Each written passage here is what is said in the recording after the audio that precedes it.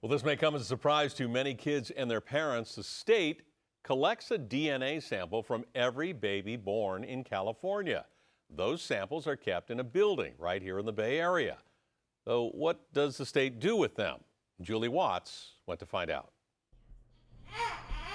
A baby's heel. Every year, about 4 million newborns in the U.S. get pricked on it at birth to screen for congenital disorders that, if found early enough, can save their life. And she said, oh, it's very simple. Danielle Gatto barely remembers a nurse even mentioning the test performed on her two daughters. I don't think that any woman is really in this state of mind to sit down and start studying up on the literature that they send you home with. But later, she was shocked to find her daughter's leftover blood was not thrown away. The state collects the cards and then uses them in a database. They store them in a warehouse. That's right. This nondescript office building in Richmond contains the DNA of every person born in California since 1983. A treasure trove of information about you, from the color of your eyes and hair to your predisposition to diseases like Alzheimer's and cancer. Using these newborn blood spots for research, the state's now able to screen babies for 80 hereditary diseases. But they're not the only ones using them.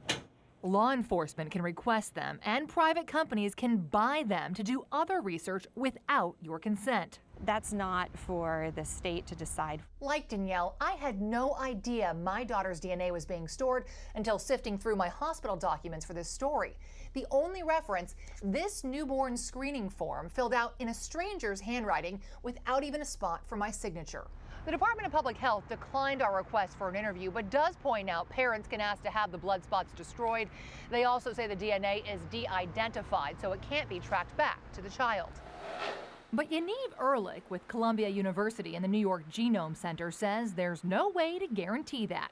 His research demonstrated how easy it is to take anonymized DNA, cross-reference it with online data, and connect it to a name. You need to have some training in genetics, but once you have this sort of training, the attack is not very complicated to conduct. But he doesn't see the privacy risk as a drawback. I want to stress that sharing genomic information is highly important to advance biomedical research.